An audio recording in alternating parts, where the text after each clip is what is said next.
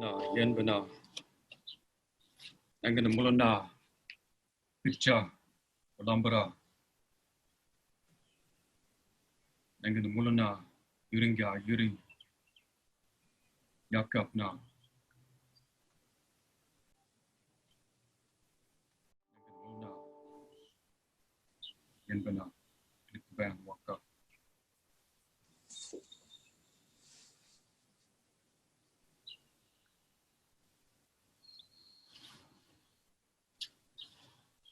I acknowledge my ancestors on this land where I stand, Clickban people of the Yorta Yorta. I acknowledge all of the things that they went through for thousands of years upon this particular part of country.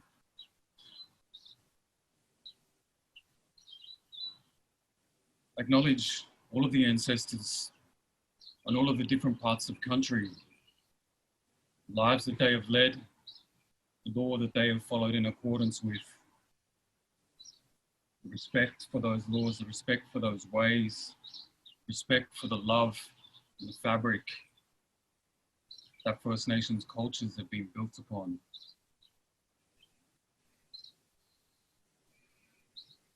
I acknowledge the detrimental effects of colonization.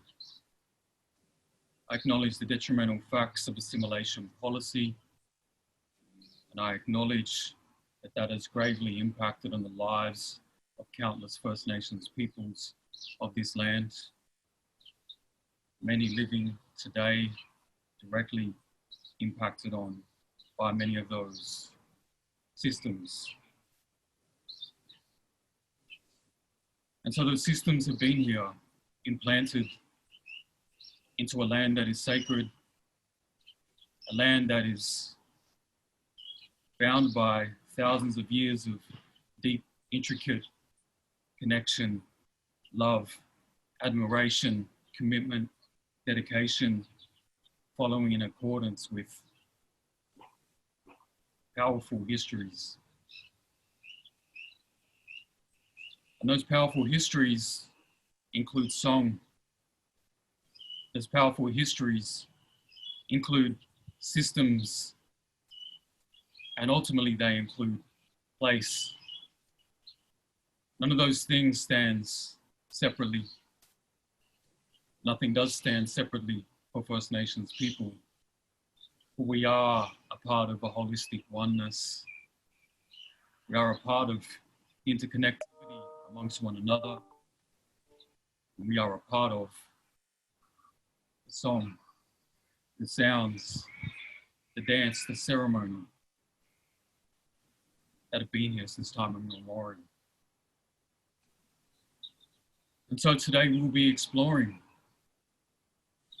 some of that interconnectivity, some of the systems, some of the culture, some of the place as it now stands with us, now as we now inhabit and move within.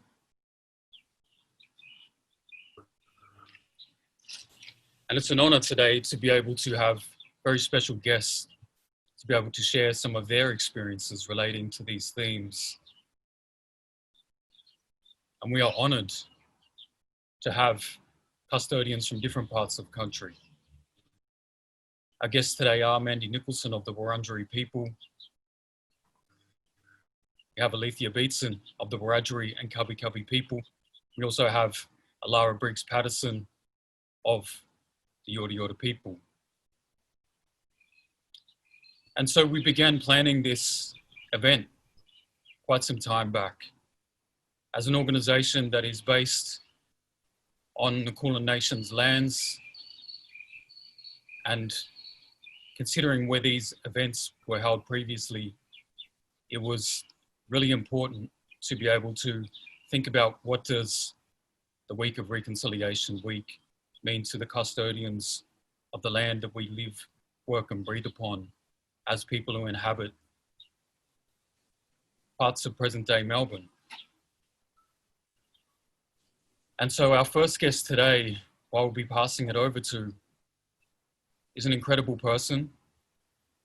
They are a Djirri DJirri leader. They are a Wurundjeri leader.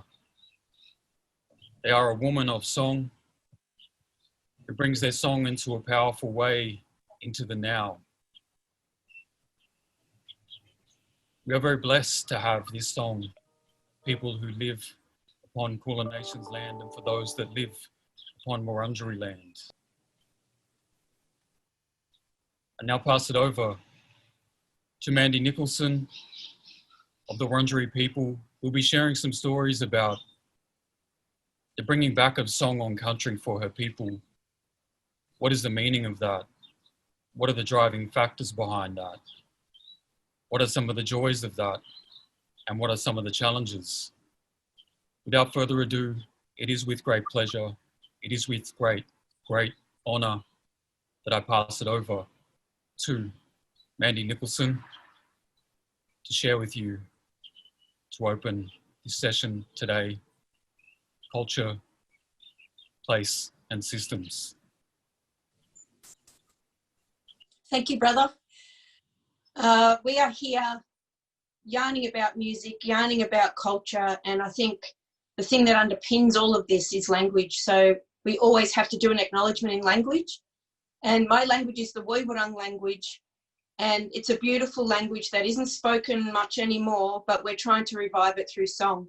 And it's coming back with a bang. So my acknowledgement acknowledges all the elders, all the ancestors, all my family, all my kin, and all of those that sort of come along on the journey with us, because we're all on the same journey.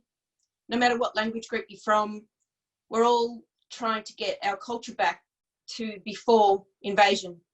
So it's always going to be a task to do, but the outcome is something that keeps our communities strong, keeps them alive, and keeps them proud, because language is that most powerful underpinning factor.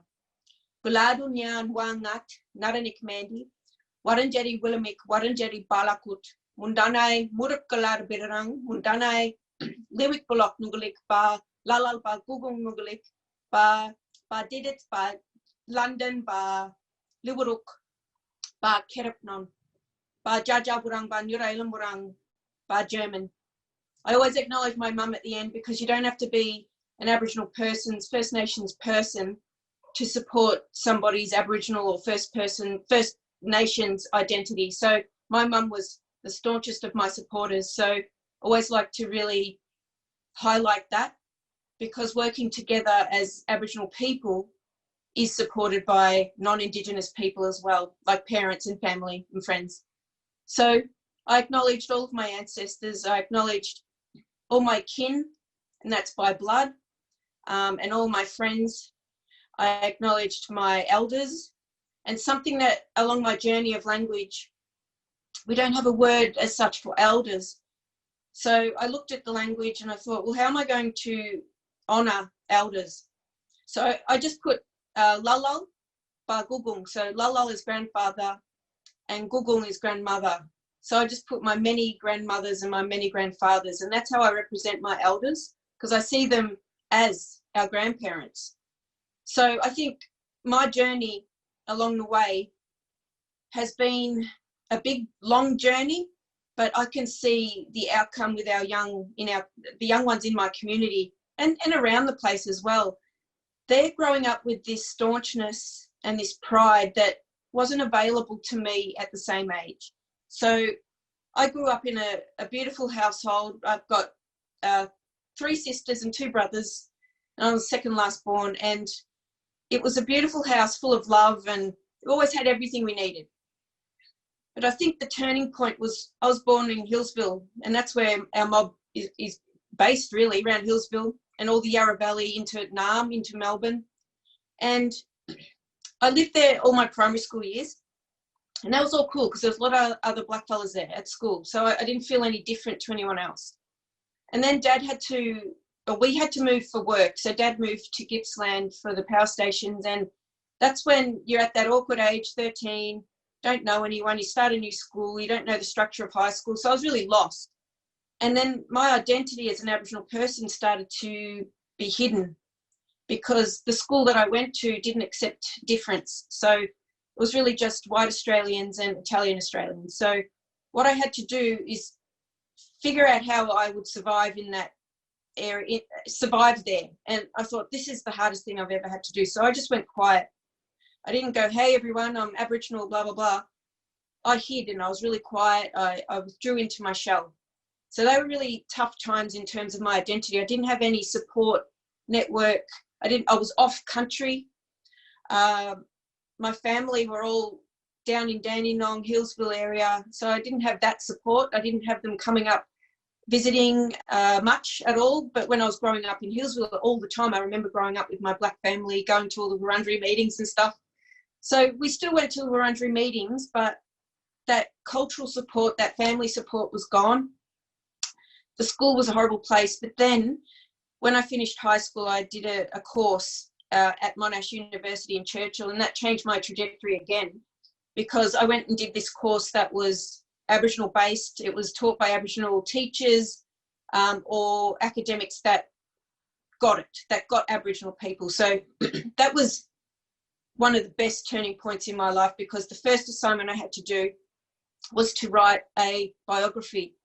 And then I snapped out of this quiet self and thought to myself, there's nothing to hide from. I shouldn't be hiding from my Aboriginality just to protect myself. But as a kid, that's what you do. You try to protect yourself. And then I thought, I am so lucky that I know where I'm from. I know my country. I know my family. But a lot of Aboriginal people don't. There's other students I went to school with at the university, some of them didn't know. And I'm like, oh my God, I know generations back where I'm from and where I'm connected. So I felt so lucky. And from that day forward, I hit the ground running and said, nothing's going to stop me. Get out of my way. All you people that are, hurdles in front of me. I'll learn how to jump these hurdles. And if it's bigger obstacles, high jumps, I'll learn to jump up to the moon to get over this and through all of those barriers. And that's what I did. Long story short, I went into working at a cultural centre in Hillsville, which is actually getting revamped and going to be reopened soon. And I started researching language. I found this book, I photocopied it, I tried to learn it, but I just realised years later that I didn't know how to pronounce the words. I didn't know it all in context or anything like that. So fast forward a few years, I went to university, but then I started working at the Victorian Aboriginal Corporation for Languages. And the linguist there, Chris Ira, she actually gave me the tools. She kept saying, I'm giving you the tools to be able to open up your language. And it enabled me to look at language in a completely different way. I learned all the grammar. And from there, I was able to translate anything into context. For example, Burundap Burun Mangipik, good night, my daughter. So you could use it at home rather than just a word list. And that enabled me to write songs. I never thought I'd be a songwriter or a singer. I don't really call myself a singer. But how would I describe myself? As a cultural singer? I don't classify myself as a contemporary kind of description as singer, because it's old language, it's ancient.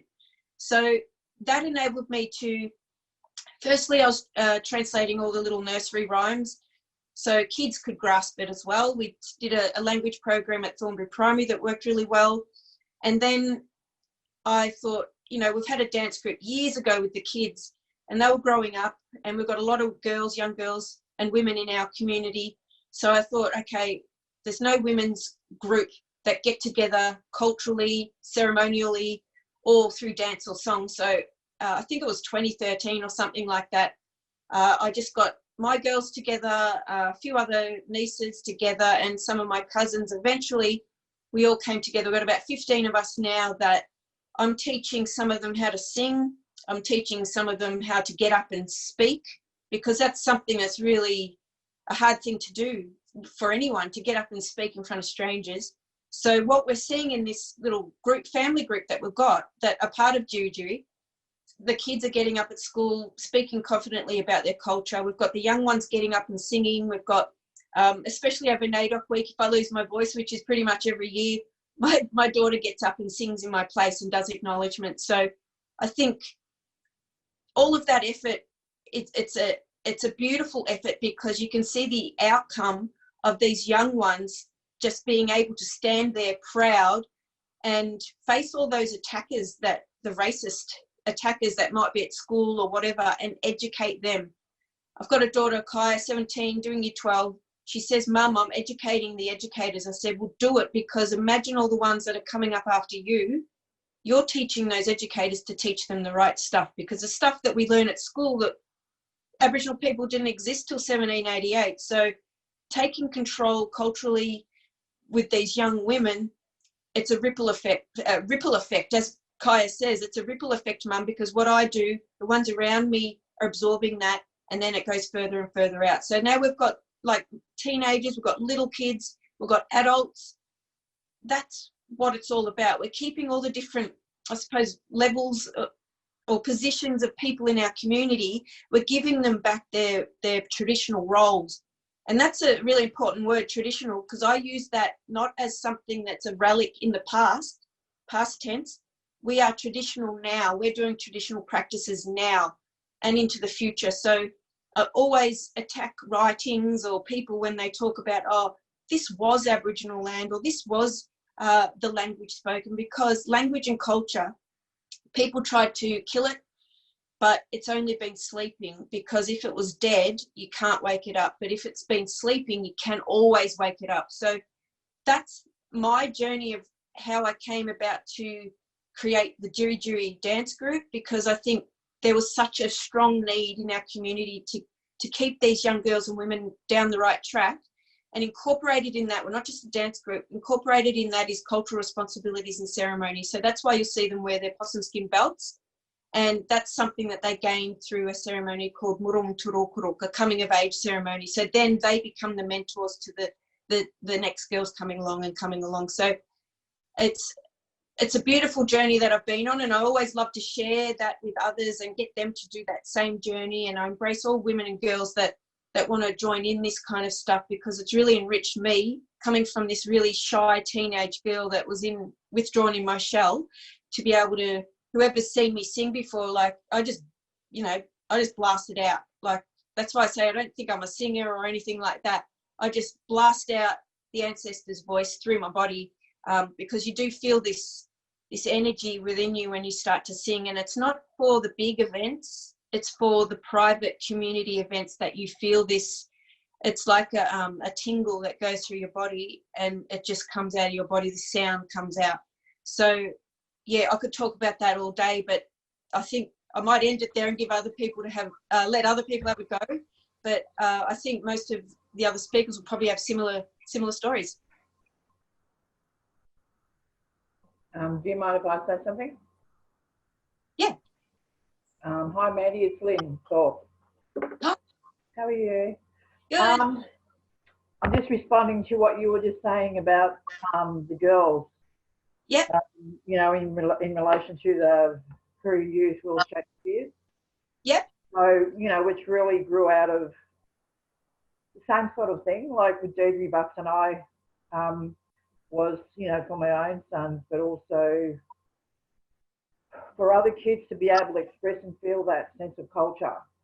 And, you know, because there's all different mobs, not just the one mob, you know, from different parts of Victoria there. So it was really about giving those young, mainly men at the time, but there was a period where there was some of the girls got involved. But it was really hard, you know, it was hard for us as women to take on that role. People, some men actually had a go at us. We said, well, you're welcome, you know, we're looking for someone to, you know, take over this role, but it never happened. But I think what it made me think about was,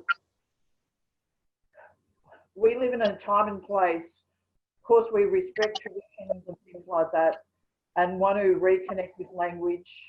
And I think the sharing part of culture is really important. There's so many different experiences and journeys of people, and I think it's just something that, you know, and time changes as well. Nothing stays stagnant. We adapt. We've got to adapt and survive in the environment that we live in.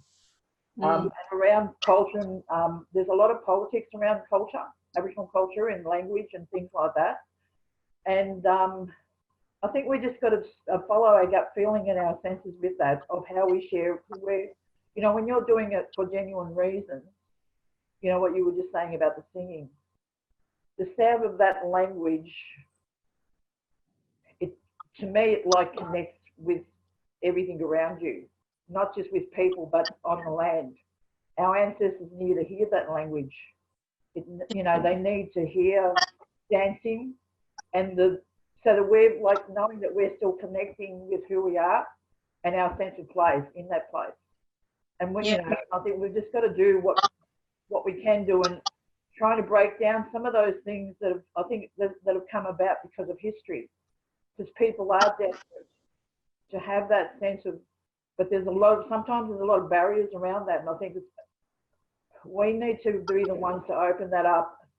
And if people all think, you know, it's for the wrong reasons, I think at the end of the day, that just comes out in the wash, and you've just got to keep moving forward to keep that sense of who we are and our connections, whether we live in our place or not, in any way that we can, because everyone's, you know, been moved around over the time.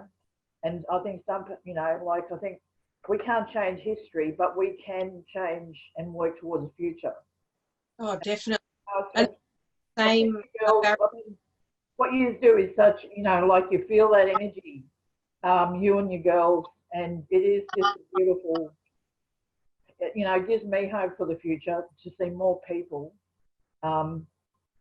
doing that. You know, it doesn't have to be big, like you said, but I think it is important for people, you know, broader audience, not audiences, but people to get an understanding of that, even like non-Aboriginal people. But it's really important. It doesn't happen enough for our own people in our own places. You know, and I'd love to see that. You know, it is hard trying to compete in the world we live in as well. But I think the more that we connect with each other and try and work out ways how we strengthen that network, even across the state, to move forward those sort of things, whether it's a network or whatever that might be. Because it's not just, you know, it's a whole range of things like music, more modern, I guess, if you want to call that, interpretations of that tradition. So yeah, like, great to hear you talking about, you know, the stuff that you're doing with DJirri and those young girls. Just beautiful. Yeah, thank you. Thank you, Lynn. It's beautiful to hear you on there and to share those beautiful thoughts. Must be not far down the road from where I am at the moment. I'm just over in Marubana. All right. Deadly to hear another Yorta Yorta person online and hearing about those connections of our people, connections of experiences and mutual feelings around a lot of these beautiful things that Mandy's been sharing with us for the first 20 minutes or so this morning. Mandy, you spoke about some really powerful things. You spoke about regeneration of culture. You spoke about the layers within connection between a community, from the babies to the young women to the elders as well, and yourself. You spoke about the power of tradition in the now, that you carry tradition with you, and that themes and ideas such as contemporary, definitions such as a singer, these are very interesting things to consider for you as somebody who carries the song of your people from thousands of years into the now. And a really beautiful way that you expressed that was talking about blasting out the ancestor's voice, and that you get a feeling that comes to you when you sing. And to me, that's a really incredible thing. That's a powerful thing to hear that spoken. And listening to Lynn as well, there was something that she said also about ancestors wanting to hear song, and you touched on this a lot as well.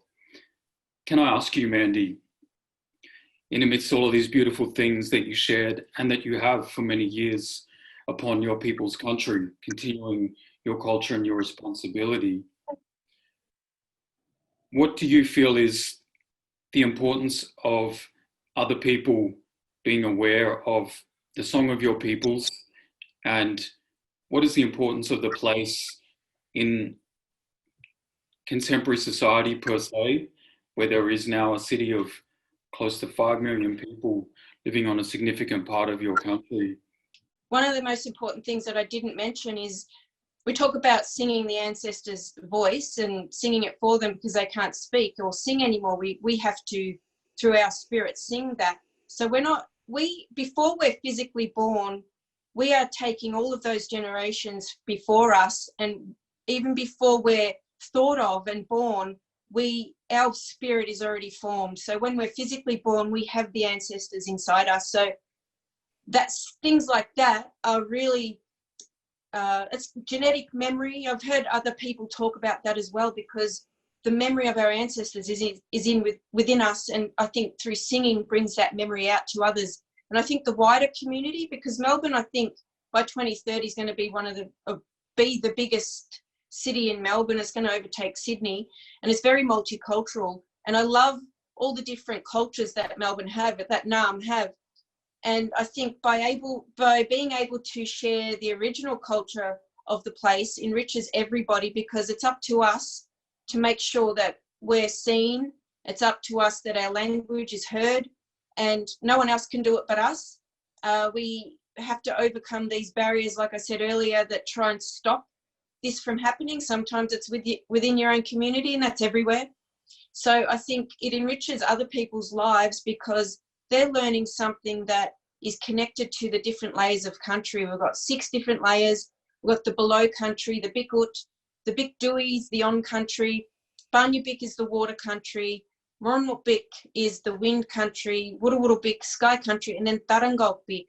So even learning those elements is really enriching to everyone that wants to hear about it, because all of those different layers, they all work together to make us who we are, and it makes country something more than just that what we're walking on. So people walking through Naarm at the moment would be going, oh yeah, I'm just walking on the concrete footpath. They might, if they're interested, they might look at some sites and go, oh yeah, well that's a gathering place or something like that. So a few people might know about them places. And I don't like the term sacred site. And the reason I don't like that term is because the whole cultural landscape is sacred. So I look at the city and I don't see the buildings. I see what was there. I don't even like using was. I see what is there below the concrete, on top of the concrete, all those buildings. I see the cultural landscape. I see it as all sacred. It's kind of like looking at your hand, looking through your hand. I can see my hand there, but I can see what's in front of my hand. So that's how I see the city, because every element of country is in the city. We've got the water. Water is one of the most important elements of all those layers as well, because we've got it in all those different layers. We've got the below country, there's water in the ground, there's water in rivers, rain, mist, dew, and there's also water vapor up in the cosmos, in the stars. So how important is that information for ears that have never heard this before, that are coming from other countries? And they're like sponges. Some just want to know everything all at once. But I think it takes a little bit of time to get to know culture. You can't learn it from a book, or you can't learn it in 5 minutes. But hanging around with us, coming to we do the performances as such, but then we also do the ceremonial side. So that's the main thing that keeps our culture really strong.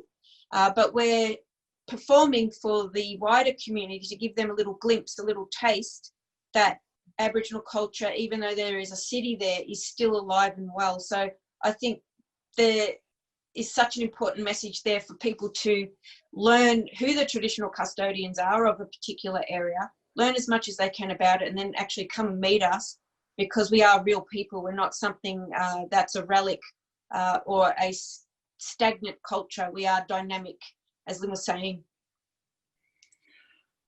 Just so powerful, Mandy.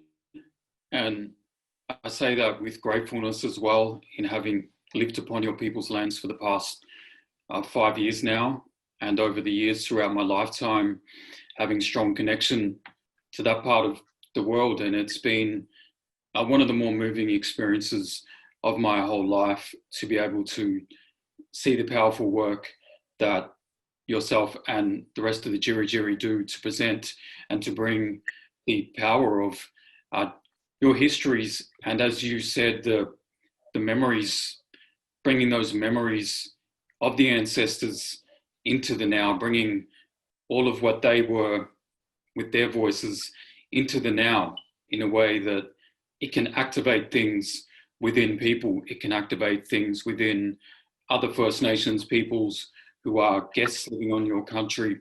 It can activate things within people who have multi-generational connection to the landscape, whose families might have migrated, and also even people that are just touring, who might not have had any idea that in a city known as so-called Melbourne, that there is still this powerful, rich, empowering cultural living thing, this living power, this living system. And that's just such an honor. So firstly, I want to give an enormous thank you to you for continuing to do the work that you do, because I realize and acknowledge that it's enormous work. It isn't necessarily work that everybody is in a position to undertake. So I want to acknowledge that. And I'm fully grateful on a personal level. And I know that so many other people are for that. In closing, sister, you take it away.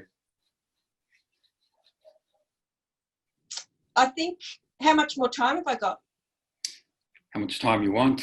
I really am trying to hear the other beautiful speakers, but I wanted to end off with a quote from my daughter. She's staunch as, and I'm really proud of her, because we were asked, oh, what does Reconciliation Week mean? She goes, well, it's acknowledging the past and what happened and moving forward together. And I think that sums up all the, how would you say, all the glitter and the bling bling around Reconciliation Week, and really takes it back to what it's all about, because you have to be friends first to reconcile. Like in a marriage, you have to be married first and then reconcile if you break up. So the word reconciliation is a bit funny to me, because there was no relationship at the very beginning. It's about building that relationship together, working together with Australia, what's called Australia now, for the common cause. And that is to basically grasp onto all the different cultures in Australia, embrace them all without hindering any of them.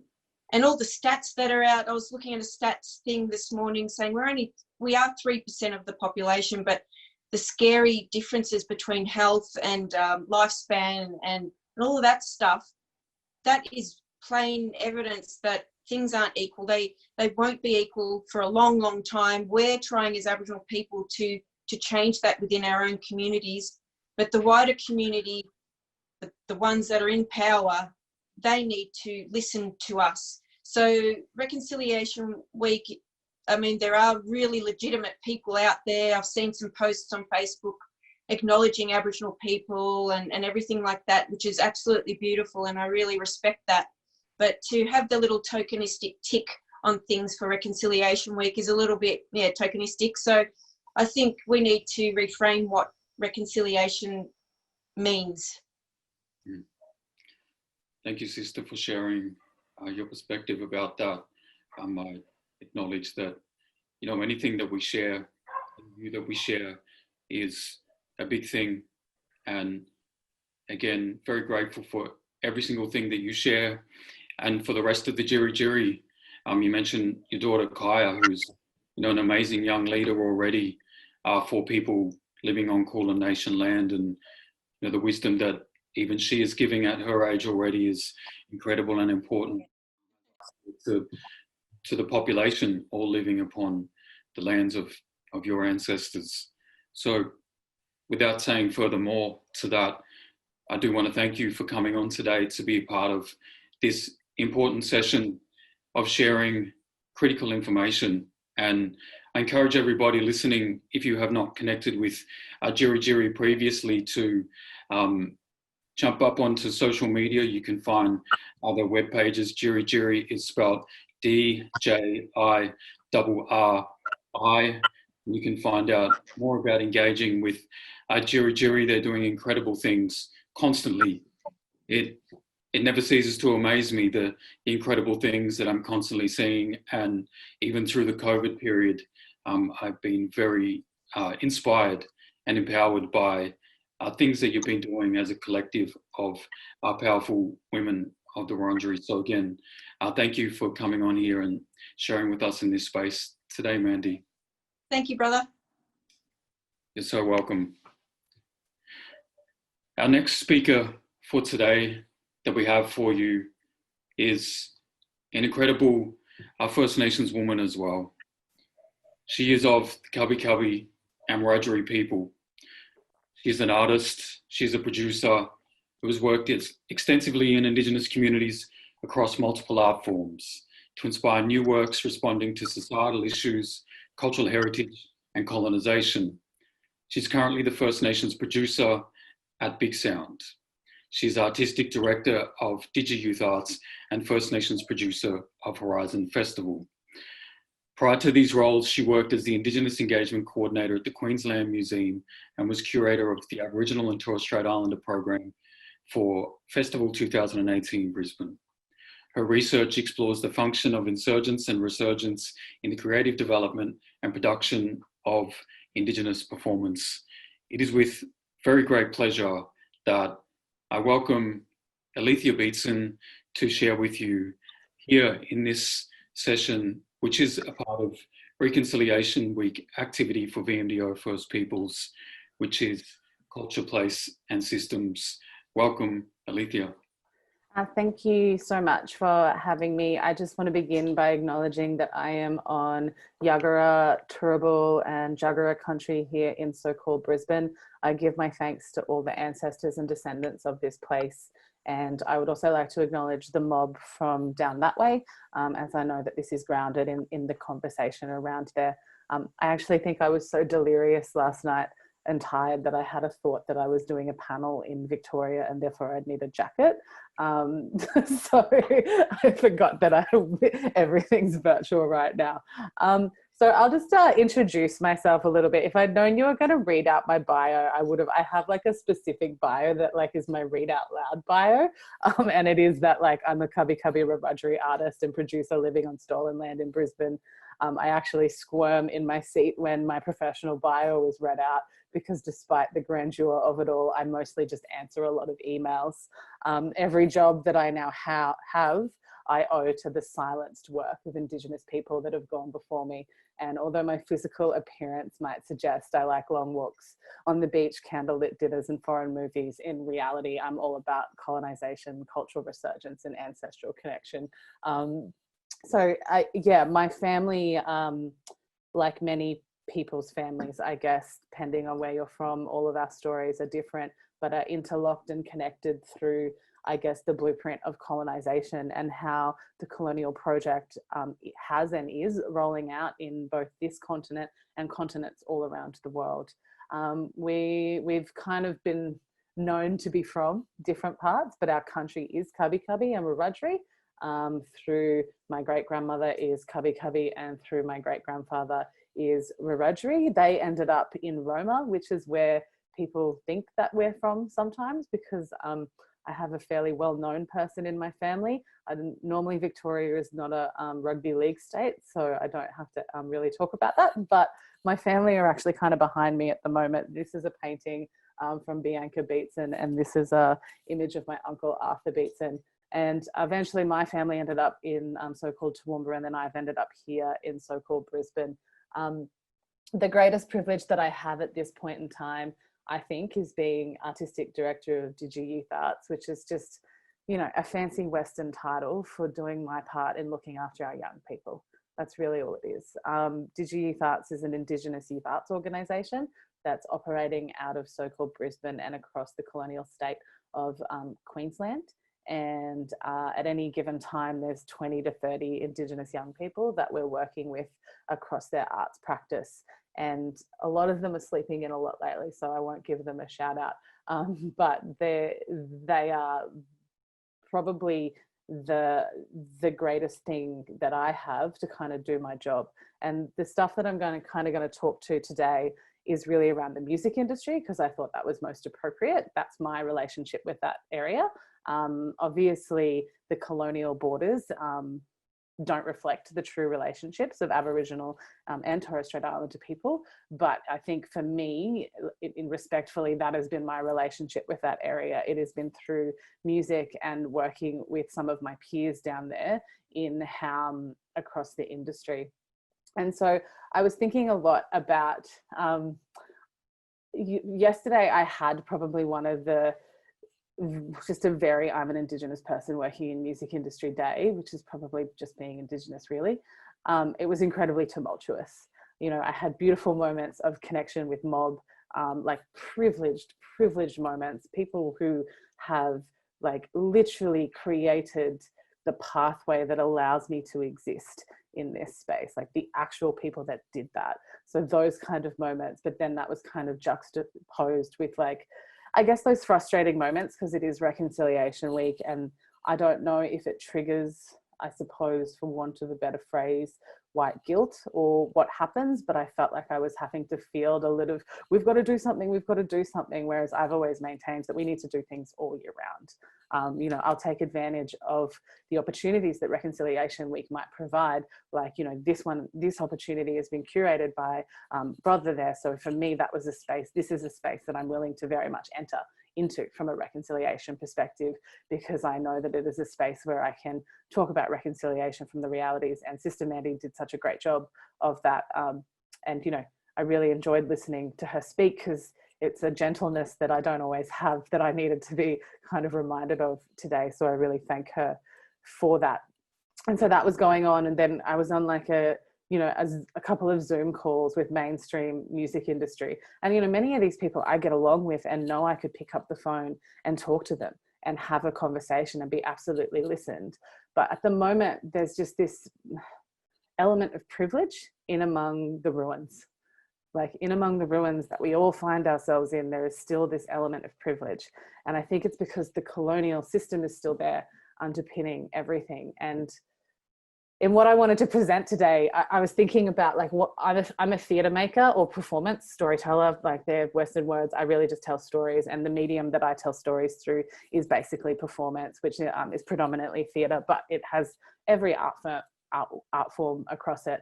And so one of the last projects that I worked on prior to, I guess, the pandemic hitting our shores, this pandemic hitting our shores, was Anarchy in the Archives at Le Bois Theatre Company for their Highway program. So they've been celebrating their 95 years of history. If you don't know Le Bois Theatre Company, it's an independent theatre company operating out of so-called Brisbane, has a 95-year history. A lot of the language, and I've spoken to them directly about this, and they're happy for me to talk about it. A lot of the language that they were using in their 95-year celebration was really implying that everything had been okay for 95 years.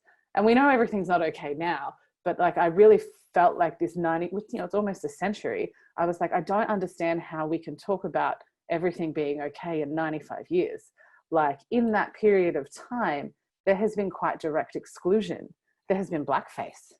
Like the level of, I suppose, misrepresentation and exclusion has led to the very problem that we have now. And so I kind of challenged them and was like, I think that if we're going to have these milestones, we need to start truth telling within them. And I understand that marketing has to do its function, but that marketing just can't become another, I guess, whitewashing of the truth. And so I worked within their archives to kind of actually unpack what their history entailed. And I came across early in the examination this work called In Beauty It Is Finished. It was performed first in the 1930s and then again in 77 or 78. And I remember asking myself, I wonder if an Indigenous person played the character in 1970, like the 1978 version or whatever it was, and like had really hoped that that was the case. Like I knew in the 1930s it was blackface and that is what had happened. And it turned out that that wasn't the case. Non-Indigenous people played the Aboriginal characters in the 1970s. And it turned out that with, if you juxtapose that with the history that was happening in the time with the Black theatre movement, which is still very connected to the performance that was happening well before the tall ships came, I just found that really alarming. And so for this particular play reading, we realized that we kind of had to repatriate the agency of our storytelling. And so the last project I got to work on, for the very first time, Aboriginal people played those characters. And then the beautiful Joella Wackel and Ethan Enoch Barlow, who I work with at Digi Youth Arts, they shared some poetry to fill in the gaps of these stories and the issues in it. And then because we were kind of looking at archives, and you know, the drama teacher or the ex-drama teacher in me understands, I guess, the power of letter writing. And I felt like I had to add something to the archives of La Boîte at this time because so much was missing. So I kind of wrote 3 letters for me that I got the actors to perform.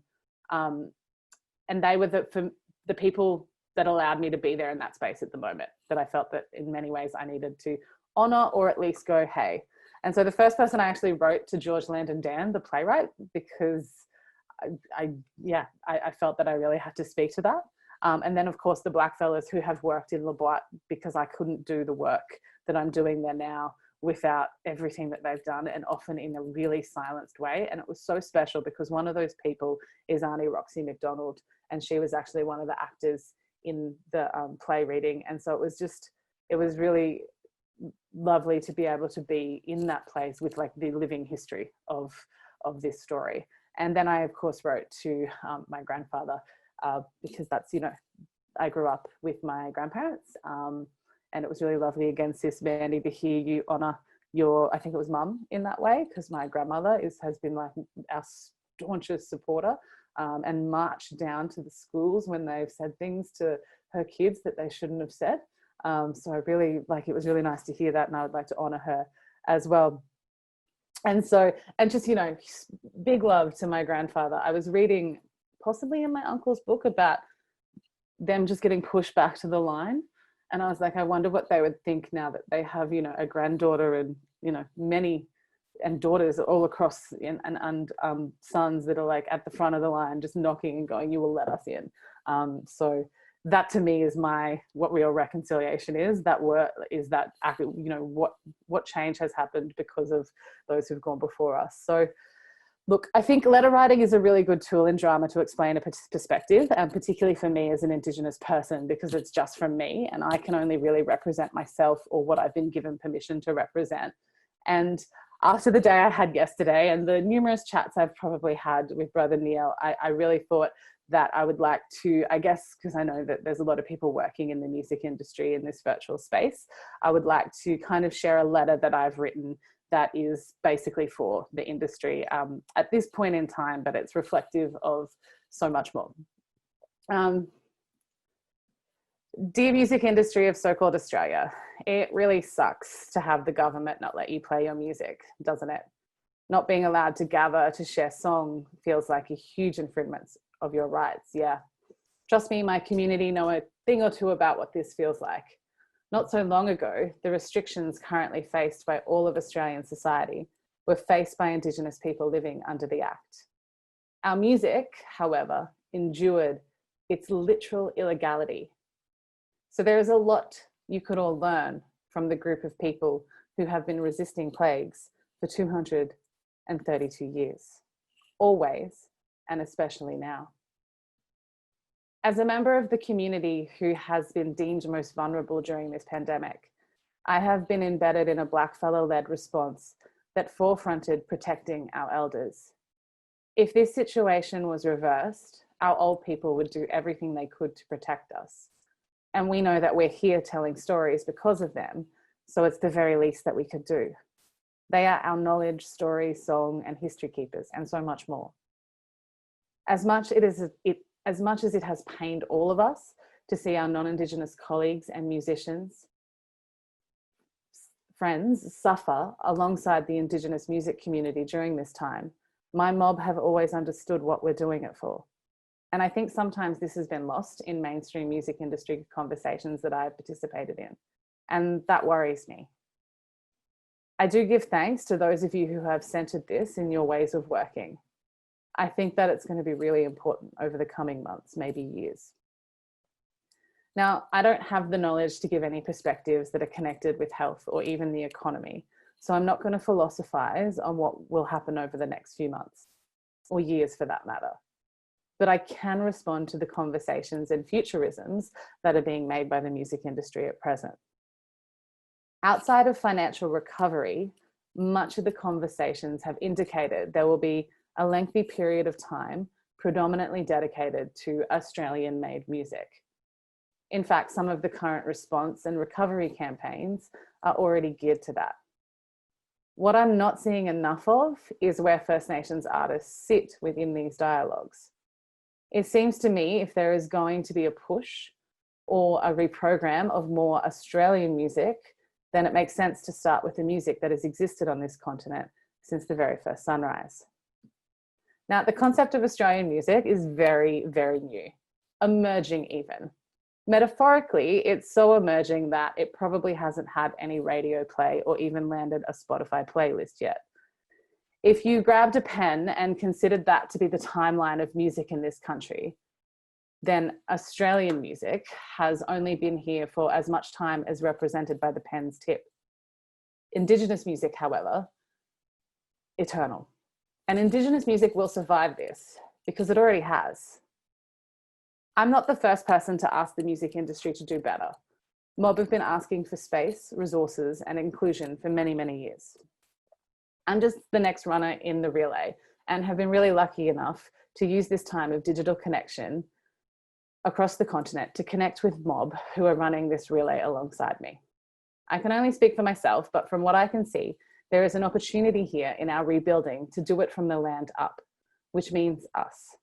The only experts of survivance in the music industry or within music are Indigenous people.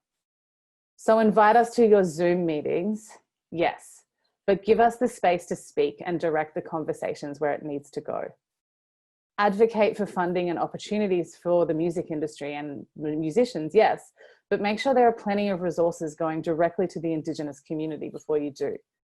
And while you are at it, support sovereign-led initiatives without a Western metric system. Too often we are told we don't have the demonstrated experience to control funding, despite our many thousands of years working in this space. And lastly, and perhaps most importantly, support Indigenous music and musicians and all the other people that encompass that. Give them the space, resources, and funding that they need to continue the music that has been on these lands since time immemorial. With hope that you might change, because otherwise why am I even here, Alethea?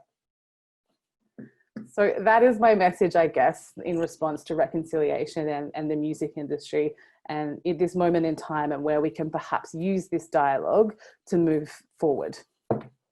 Thank you, Alethea, for sharing that very big piece of work. There is a lot in that letter. There is a lot in everything that you spoke about prior to the letter as well. Mm-hmm. You spoke about your family experiences.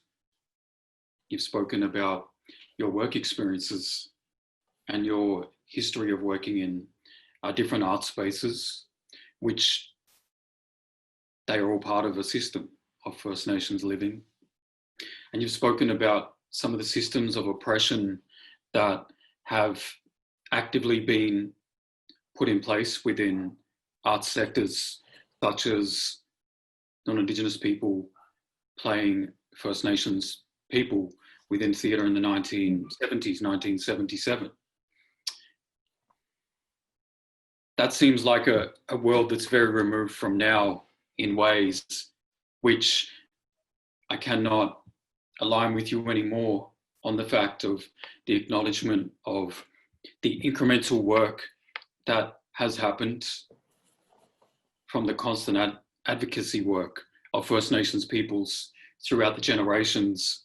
Your advocacy work has been here since colonisation first struck. Mm.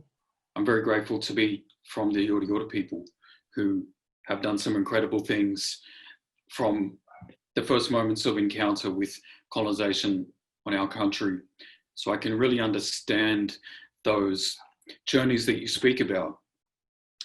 And the fact that we've never ceded our rights, we've never ceded our human rights, we've never ceded our Indigenous rights. And part of that is because the power, the 60,000 plus years of responsibility that we are connected to as First Nations people. Now, what I'm hearing in what your letter spoke about is that there's some challenges in terms of the ability of a broader understanding around the high level of the importance and the value of those systems that our people had in place for thousands of years, which meant when colonization first struck here, that there was a land of plenty that could be utilized to create from, that could be utilized to build businesses from, that could be utilized to build sectors, which includes the music sector. And something that was really poignant that you mentioned was in terms of there is a holisticness in terms of how First Peoples have responded to COVID. When COVID first struck, it wasn't necessarily thinking about how do we save a multi-million-dollar business. Although I acknowledge some people would have had that experience amongst First Nations people. But something that really cuts to us as First Nations people is how are our elders doing? How are our young people doing? How are the babies doing? Are they going to get through this experience? And that connects back to song, that connects back to the arts, that connects back to the cultural importance of all aspects of our communities. We are never separate from them. We're never taken away from those things, no matter where we walk or how we walk. And on the other hand, there's been a scramble for the survival. Something we know very well as First Nations people under colonial regimes that have resulted in the genocide of our people, that have resulted in assimilation policy, that continue to result in those things. What are some of the things that you feel that the broader sector could consider in terms of holistic approaches to understanding a predicament such as COVID? And then, as you stated so powerfully, it really resonated with me in terms of building from the ground up. To move forward, it is not necessarily to go back to something that was built on ultimately a flow-on effect from the extractive processes of all of the industries of capitalization. When we really think about how the monetization of the music sector has been such a key driver and continues to be such a key driver.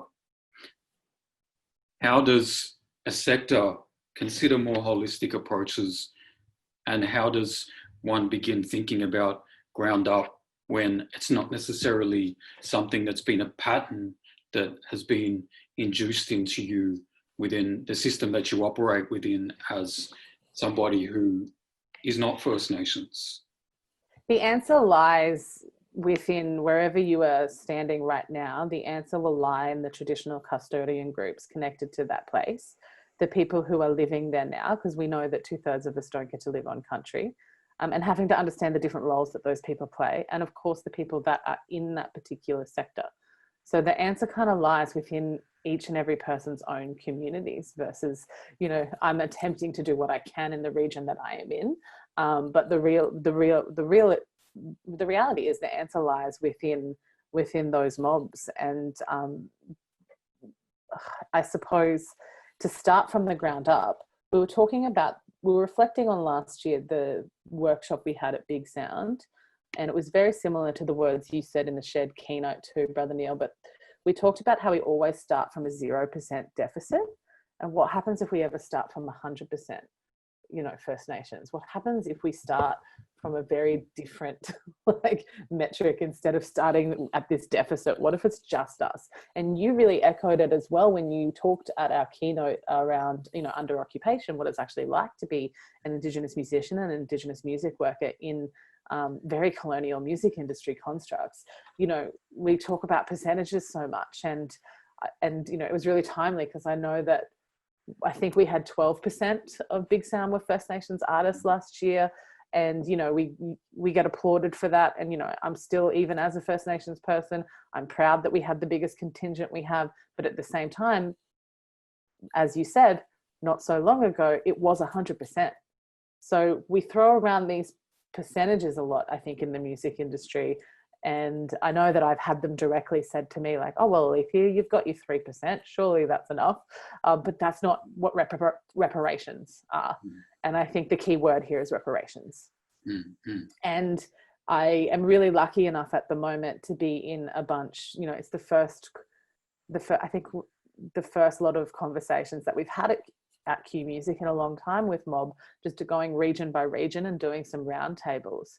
And, you know, everything that everyone is saying is so connected to their region, yes, and their experiences, but it does have that linear crossover. So much so that when I hear Mob from down there and what they're thinking about in a music sense, it will resonate up here. And it's yet very specific to that region and that particular country. But at the same time, some of the response resonates because it is that colonial project that we're all kind of operating under and fighting back against and pushing back against. And, you know, it was just, yeah, really clear in these conversations how much it was really, and how much we're still, I guess, dominating. And it's hard because I do it too. And it's the only way I can get space sometimes, but still placing Indigenous music inside this Western construct. Whereas it's like they were talking about, instead of, you know, all however many Indigenous artists really wanting to be in this one festival that they really want to be part of up here, what happens if, you know, we spread everyone across the state and they went and performed for their communities? And it was just that kind of thinking that felt like is missing from these conversations, because if we rebuild the same thing and we're faced with more crisis, particularly leading to what we're doing to this country in terms of climate, where are we going to find ourselves? Whereas if we have, you know, when I do strategic planning, whether it be at Digi Youth Arts in particular, we do it and get help to do it from like an Indigenous process, because I believe that we are incredibly strategic. How could you look after art for so long? How could you look after country for so long without that being so incredibly strategic? So I think the key is the answer lies in the communities already, but with that has to come reparations. Now is definitely the time to be looking at this rebuilding and making sure that funding is there for First Nations people. And yeah, and to give us our respect. Like, we've been doing this for a really long time. And when we talk about funding, let's call it what it is. It's stolen wealth. A lot of the funding that we are going for, that we are being told that we cannot have because we haven't had an organization for 2 years or you've got no demonstrated experience, that is literally stolen wealth.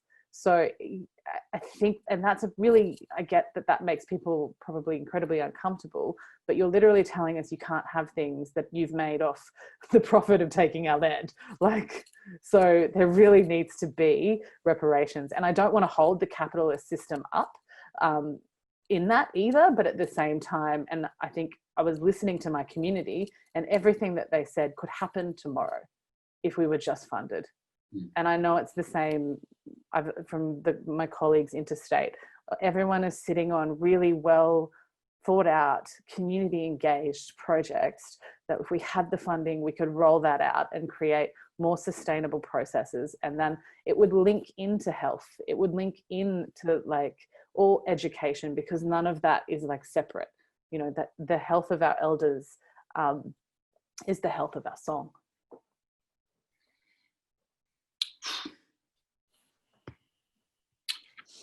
What a powerful way to close that statement in terms of the health of elders and health of song. And then there's the other things that you spoke about in terms of our regional focus. You spoke about the building of communities and what that can look like in terms of a new way forward. And this word again that you used, health, which is a word that has always been critical to all people. At this moment we're now in, the music sector is confronted with a challenge where for the foreseeable future, health will be a paramount factor determining how things are constructed. We don't know how long this is going to last for. Health has been a paramount structure aspect of how song, of how music, systems of music and the systems that music plays into have been a part of on this land for thousands of years. So what I'm seeing is a parallel experience currently occurring from pre-colonization for thousands of years to the moment that we're now in. For as First Nations people, for thousands of years, we had to consider health in all that we did. If what we did was not advantageous to the building of the health of our community, then it did not become a part of that system of our communities. And so further to that, in thinking about the placement of value on health, the placement of value on First Nations people, the placement of value not on First Nations people, which the music sector of so-called Australia has placed value on music that is marketable to radio.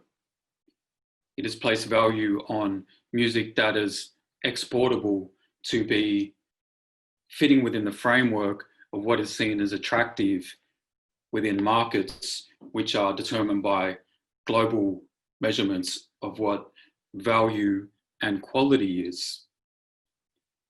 We are now in a period of time when potentially the music sector is confined to working purely within this land for the foreseeable future. And as you stated, there's been things such as campaigns which have been quite nationalistic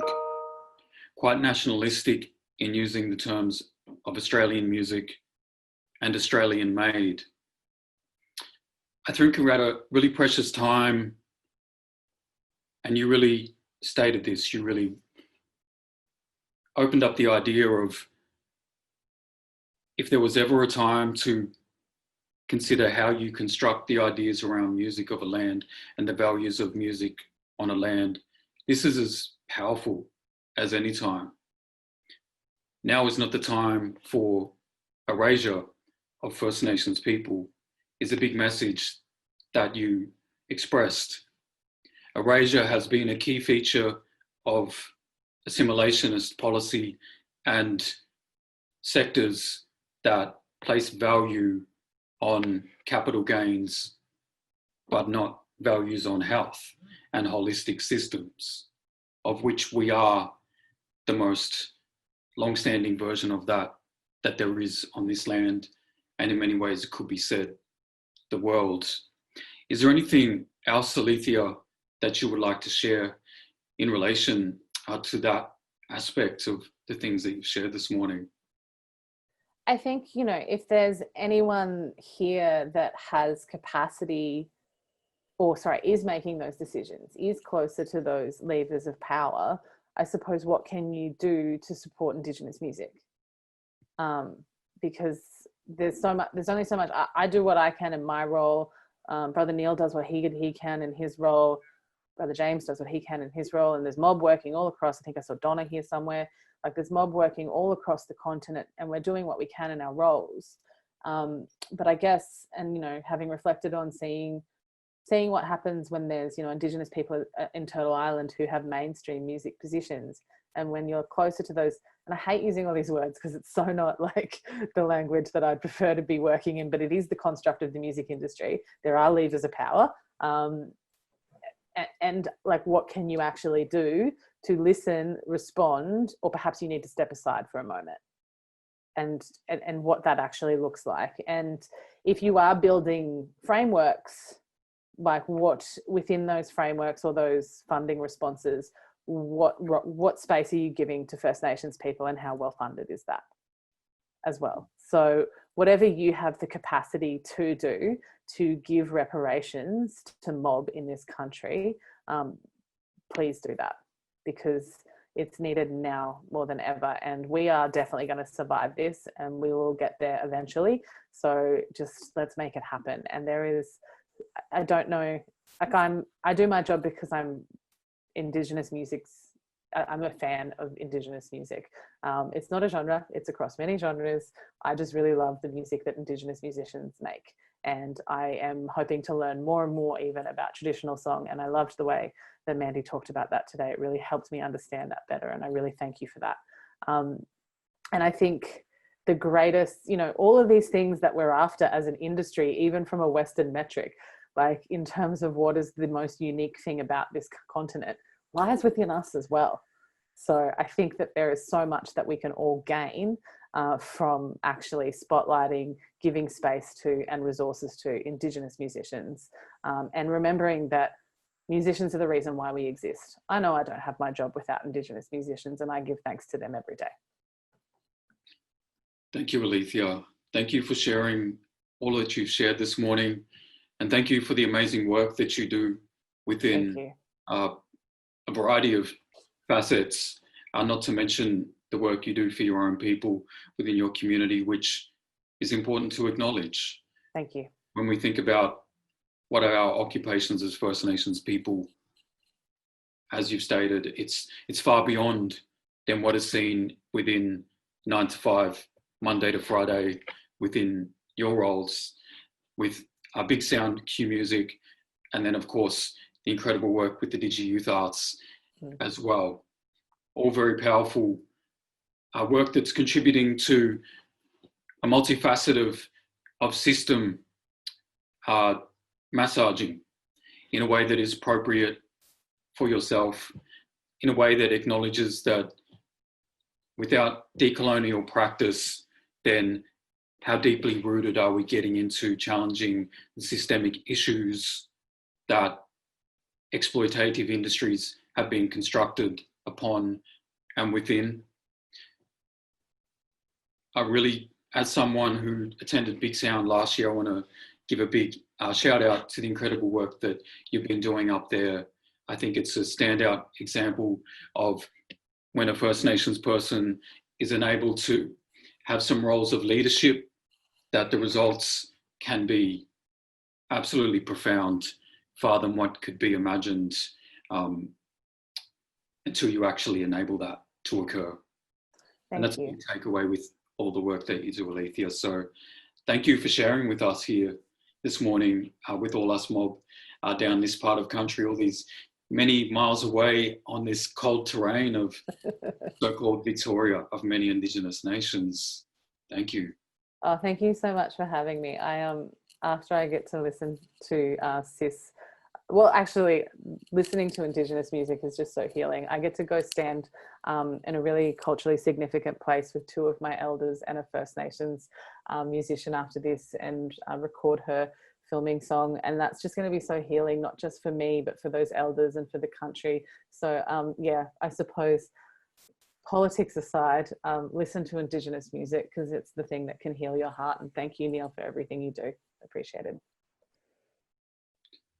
Just an honour to share space with you in any capacity, Alethea. A pleasure to have you here today, tuning in from up Meanjin Way. And also, again, earlier, thank you to Mandy Nicholson of the Wurundjeri people. It's just every day that I stand upon, that I breathe the air, that I drink the water, that I conduct work in a variety of spaces within the lands of your people. It is an honour, and I cannot acknowledge your people enough. So I want to say, acknowledgement to your people, and lots of love and respect eternally to them. And it's a privilege just to have you still here with us. I'm really honoured to look up and see your deadly shirt there. and it feels good to see those colours, and another Deadly First Nations person sharing in this space. I really feel that, and very grateful. I just want to look at the comments really quickly. There's something that just caught my eye, which was really powerful and really beautiful, really evocative. And everyone, thank you for your comments that you've contributed to the comment space as well. It's looking to be very engaging, and that's beautiful to hear.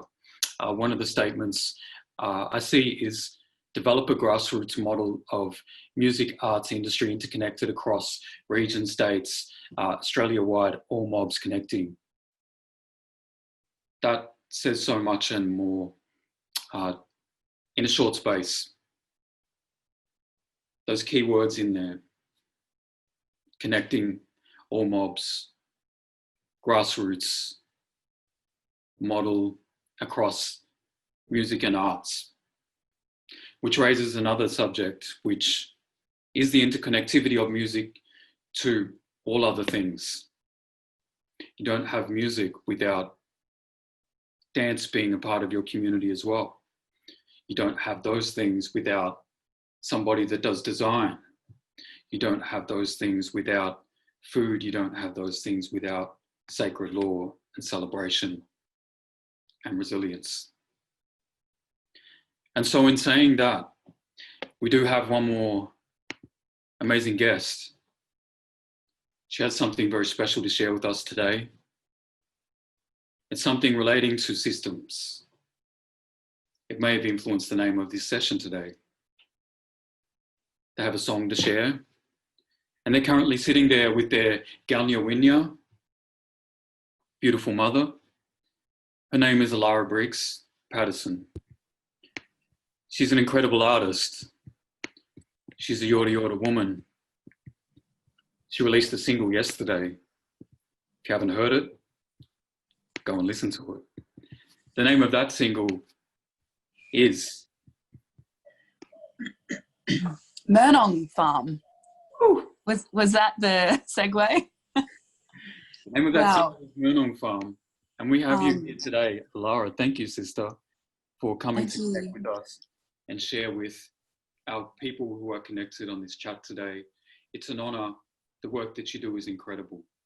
You do all of the different things that Mandy does in your own way, and also Alethea, and you all do things that you all do in your own different powerful ways as First Nations women with multifacets to your identities that are crucial to the music sector, and then ultimately land as we know it, living in this land today. Without further ado, I will pass it over to you to share some music with us today. We're grateful for that. And if you'd like to share some words to add into this conversation, it would be a privilege to hear that if you would like. Yeah, thank you. Thank you so much for inviting me to be a part of this. I, of course, want to start by saying thank you so much to both Mandy and Alethea. Like, what amazing powerhouse women you both are.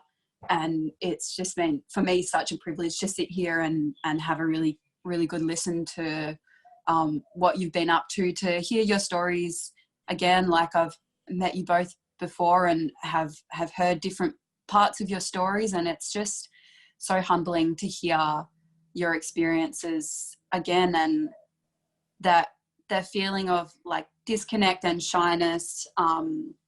Mandy, I can relate to, because when I first came to Melbourne, I wasn't surrounded by any community really. Like, I was on a scholarship and had like a couple of people that I knew, but I really didn't feel supported or really safe to talk about and share who I was, and also was still kind of like trying to find who I was and understand in a deep way what that meant.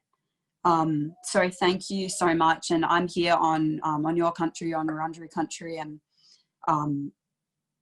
I'm really inspired by the work that you do, and it is something that I keep in mind every time I perform and every time I acknowledge that I'm on your country, is that I'm walking in the footsteps of your ancestors as well as my own. here on this beautiful land. And I'd like to acknowledge your country and your elders and the children and the country. I would also like to say such a big thank you to Alethea, because what a profound letter, what a profound mind that you have, and such an important one. And thank you so much for getting on board to share your thoughts and amazing words of hope and resistance and strength and ideas of building off what we have already done for thousands of years, and the legacy that we have to hold that and continue that and create a music industry that like honors the people who have been doing it for the whole pen, not just the tip. I'd also like to acknowledge my mum, who's here online listening, and Auntie Lynn, for your contributions. Like, love listening to you talk, and you've got the experience. And before I play the song, I don't know how long I'm supposed to be on here for, but before I play my song and share with you Rekindled Systems, I want to just talk really briefly about how I think the ego has really come forward during this time, where I haven't really been able to play, like, as well as like every other musician, we haven't really been able to play and share music with each other. And for me, my ego and my worthiness sometimes is reflected when the community that I'm sharing my music with, who largely I write for, like Aboriginal and Torres Strait Islander and like First Nations people, who I'm so proud to be, proud Yorta Yorta. When I play for the mob, I get a real sense of love and gratitude, and it makes me happy that they're happy to hear me play and see me sing. And so I really noticed a real downturn in my mental health at first, because I get so much energy and happiness from sharing that with our mob and with other people too, but it really stems from the pride of us as a people and what we're trying to do. And so when I wasn't getting those like little ego boosts of like, oh, it feels really nice to share and play, I actually had to reassess some things of, is my ego, does it grow because I like being in the spotlight, or does it grow because I'm really like, do I get that happy feeling because the other people are happy to hear my music? And so I've had to reflect on the purposes of writing and performing. And I was able to write a piece and be really vulnerable in that piece, which I shared as part of the Refuge event last week. And it's connected as well through our elders. And I've had a lot of anxiety about not having the confidence to call my grandfather all this time during COVID, and being separated from him, and my song being inspired by country and by our community. And so for me, like, feeling as though I'm not allowed to go and be on Yorta Yorta country, not allowed to go and explore, which is where I get so much inspiration from, not allowed to visit my grandfather and wanting to stay away as well to make sure that him and the family are safe. It's really been difficult. And so without being able to go there, I feel like some guilt, because there's like, he's getting older and he keeps saying like, I won't be here forever. And it's like, yeah, I know. And so I guess where I'm going with this is that the realization of, or thinking about how other people's ego might be affected during this time, and why I write and what I want to write for. And when I reflected on that, it's really for me, and it's similar to what Mandy was saying, it's about healing. And this song for me that I'm going to share has been part of my healing journey. And when I sing it, I remember who I am. And even though I can't go and be with my grandfather, I've got my beautiful cousin and beautiful family here that I live with in Preston. And I write for country and for the earth and for its healing.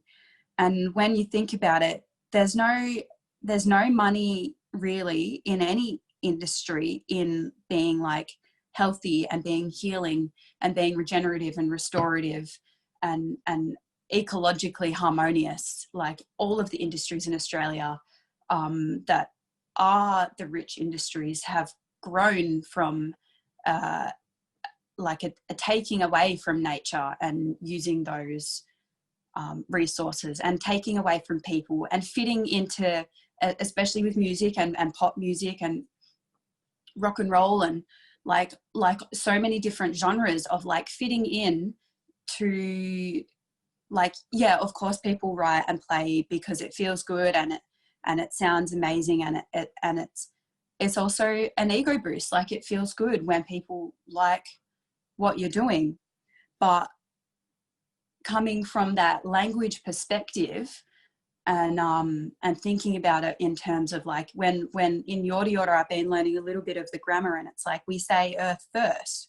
We always acknowledge the earth and the country and other people first, and then your own self comes right at the end. It's not about you, it's about the earth, and it's about caring for your family and your kin, and that's everything around you, from the trees to the animals to the soil and the sky and the water. So I've probably had enough of a chat, and I hope that you're kind of getting where I'm going with this about the ego, and that I think, or I hope that I've been able to strip some of that ego and really come back down to earth, which is the purpose of my music.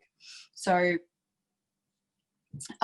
this song is called Rekindled Systems, and yeah, I wrote it. It's my first ever song that I wrote, and it's in honor of our ancestors and who we are, and for Doma Nini Yalka, which is my dear children, or the children of the next generation, and the one after that, and the one after that. So here it goes.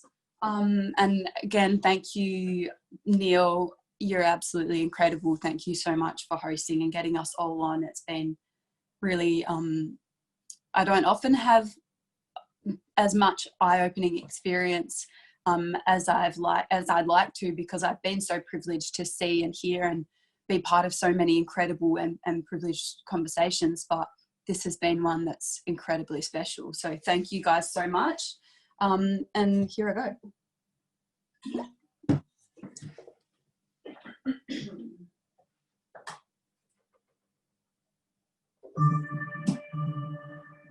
Hey, you can hear all right? I better move that chair.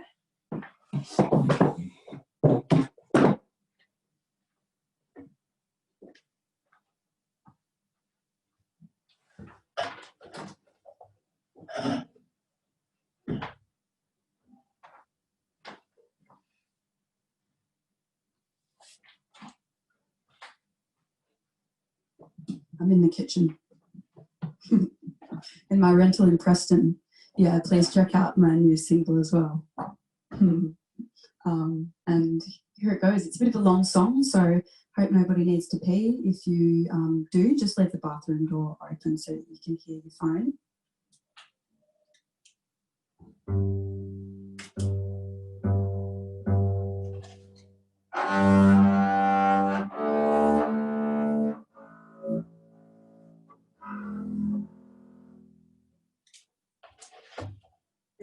This will also sound really, really nice if you put on some good headphones or listen through the good speakers. The intro goes for a bit, so if you want to grab them now, that's cool with me.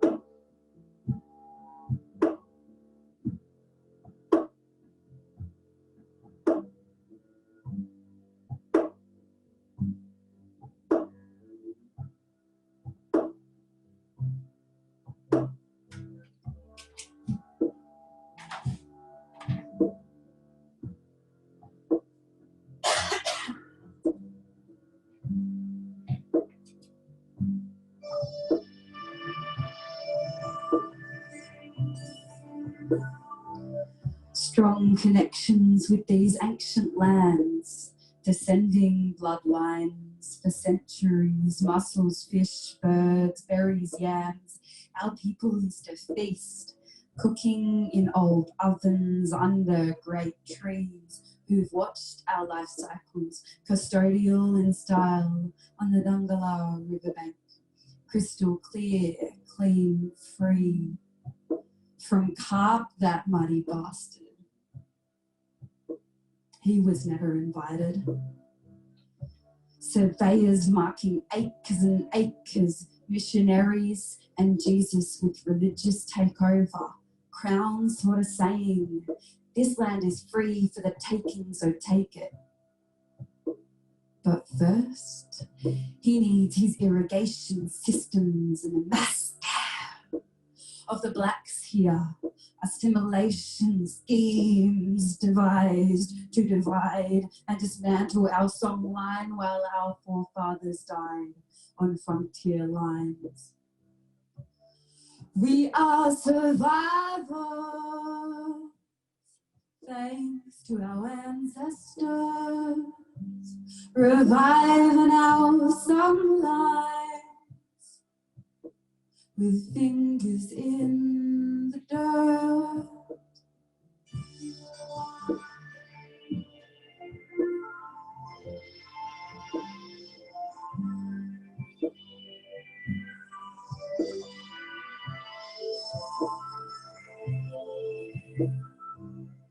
To decipher tribal incantation from files taken to record a dying race within an archive of 1,000 last kings and natives' true trepidation all the while. I wear my soul on my sleeves. Peace. When they wonder about my colour, tell them, listen with your ears, it's under my skin, and listen with your hearts. I'm not here on a whim, it's flowing through my arteries, from my crown to my feet, in connection with country.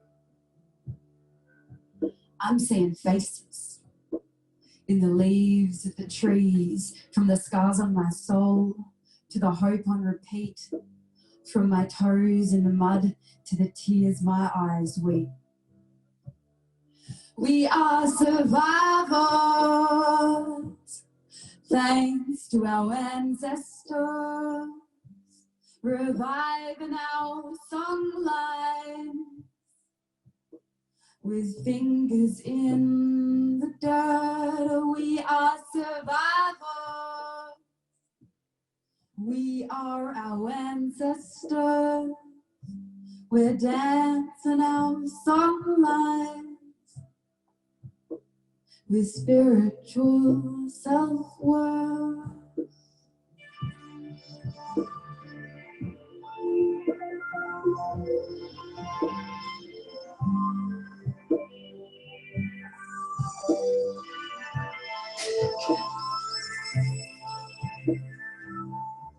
Together with Mother Earth we stand. She always was, always will be Aboriginal land. In the past, in the present, in the future. Let's put our heads down. Enjoy some humour. Let's work hard to protect our mother.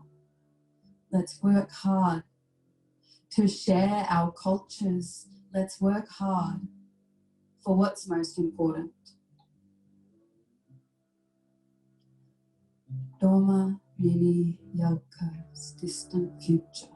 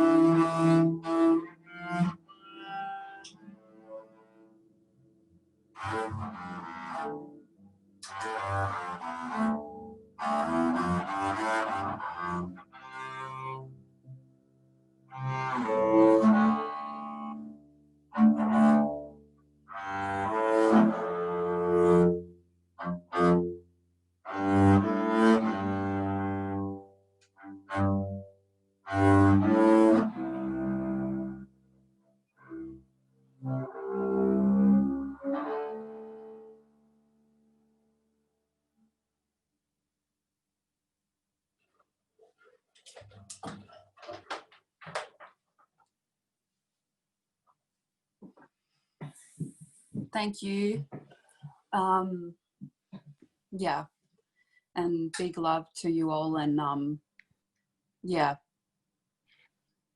appreciate the opportunity to come on and have a yarn and hear the others, and yeah, I really appreciate the work that Neil does at the VMDO, the First Peoples.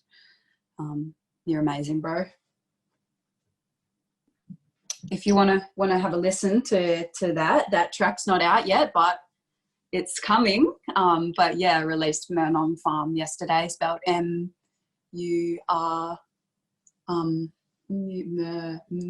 Murnong, N-O-N-G, about traditional plant food across Victoria. So I think actually maybe I can ask you on here there, Mandy. I was reading through some of the Woiwurrung word list, and it said that Murnong in Woiwurrung means thumb. Is that right? Thumb or bum, did you say? Thumb. Well, I don't know if it means that, but we have that word too, but the actual tuber itself is called Woolelli. Uh-huh. Yeah, so I think Murnong is quite a common word for the tuber. But you Yeah. might be actually thinking about it. I remember seeing that as well, actually. So it might mean, because body parts are often the same as parts of plants as well. So it makes sense. Yeah, thank you for that. Yeah, so yeah, thank you all, and I'll go on mute again. So yeah, big love. Thanks, Bonnie. Thank you, Allara, for sharing not only a beautiful song, but some really powerful thoughts for people to consider throughout their day here, as it is the commencement of Reconciliation Week. It is a week that is an interesting time in the calendar as we live within these very precious times, particularly this year where COVID is present, where people have been locked into their homes, separated from their day-to-day activities, separated from loved ones, separated from the things that make them feel human. And for First Nations people, being separated from the things that make you feel that you are living within your humanness is an experience that we know very well. It was a part of assimilation policy, which is part of why Reconciliation Week does exist. So again, I do want to acknowledge the grave impacts on First Nations people throughout the generations that have come before myself. I acknowledge all the great work done by amazing people from my people, the Yorta Yorta, through many generations. And I also acknowledge all the great work done by First Nations people across many generations upon this whole land. There are so many stories out there, so many stories that have been told, so many stories that have yet to be told, so many stories that need to be heard more and more that have been shared. And it's always amazing to be able to share story. I also acknowledge that allyship is a part of Reconciliation Week. It is a part of ultimately what essentially, in the best way of looking at it, a vision of how is it that we can all coexist living upon this land in a way which is just, in a way which honors the powerful thousands of years of First Nations connectivity, First Nations honoring of law that has been upon this land. How do we all play our part within that? And that extends to us as First Nations people living in the now. We are not exempt. We have ways that we must honor as well. And that is an ongoing journey. That is a day-to-day experience that we must consider. So this is something for all of us. This is something for everybody to think about as we move throughout Reconciliation Week. And so there were some powerful things expressed within this talk today. We had in the opening today with Mandy Nicholson of the Djirri DJirri of the Wurundjeri people, where many of our people tuning in today may well live upon the lands of. Mandy spoke about stripping back to the core. She spoke about honoring ancestors, and she used a very powerful and poignant phrase about her work, about blasting out of ancestors' voices, about activating the memory of ancestors into the now, about regeneration.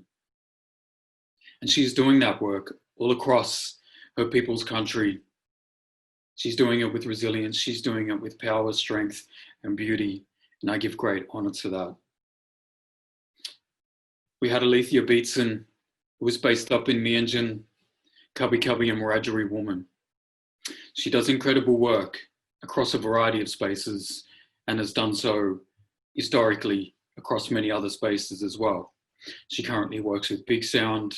She works for Q Music, DYA, and also her people generally, and her ancestors. And she affirms that so powerfully and eloquently, and did so here today. She spoke about decolonial processes. She spoke about the duality of First Nations experience, pre-COVID, during COVID, and what it can be post-COVID, and how there's lessons in that for all, to understand complexities of systems and how you deconstruct these systems that are not advantageous, that lead to ill health, such as COVID-19. And she spoke about localized approaches to mitigate against these challenges. She spoke about localized approaches to mitigate against erasure of First Nations people. And she spoke about so many other powerful things. And I encourage you to continue to stay engaged with Alethea's work. I believe there may be a big sound potentially in some shape or form occurring this year, and no doubt Alethea will have a great impact within what that work will contain as she continues to do the work of her ancestors and her people and the collective work that is still vital for First Nations people here in the now. We had Allara Briggs-Patterson close out with an amazing song. She shared story with us. She talked about the role of self within the COVID period. She talked about the acknowledgement of self, of First Nations people, and this really poignant message about when we do an acknowledgement of country, when we acknowledge ancestors, when we acknowledge elders, the last thing that we think about is ourselves. And for me, that was a really beautiful thing when you think about culture, place, and systems, about how often and how crucial it is for First Nations people here in a post-colonial, or what could be said an ongoing colonial society, where the location of self is critical, to consider how we operate in a way that is not extractive, in a way that is not exploitational, but that is contributing to a system that is for the greatest value of all and the survival of all. And as she also said, she sings for the healing of country. What a powerful message. We've had an honor of having these three powerful First Nations women share with us today in culture, place, and systems. I give respect to all of them, love to all of them, and to all of their ancestors, and to all of their people living, their elders living, and the babies living within those communities who will go on and do this work when we are all long gone. We shall hope that the culture, place, and systems that they work within will incrementally be better, just as us, as privileged First Nations people, are in a system that is incrementally better than what it was for some of our ancestors who have done the great work before us. And we give great honor to them. Thank you, everybody that has tuned in today. We really appreciate you wanting to understand, wanting to engage with, wanting to learn from some of the messages that have been shared. This has been Culture, Systems and Place, and this has been delivered by VMDO First Peoples here during Reconciliation Week. I honour this land that I am on at the moment, which is Clitherband lands of the Yorta Yorta people, and I'm very privileged for that. I acknowledge all the lands where everybody is standing in this moment in time, and may you in some way have a beautiful day. May you have a chance for reflection throughout this day to take in some of these messages from this powerful session, and may you have a reflective week in some way that considers how is it that you as an individual can work within place that acknowledges the systems, how they're beneficial and how they're not, and what is the First Nations role within those systems? What has it been? What can it be? Thank you again. It's been an honour to share with you today, and we're going to have a bit of a breakout opportunity for those that would like to have a bit of a yarn, a bit of a chat for about 10 minutes in the breakout groups. But for now, I am signing off in terms of this talk here today.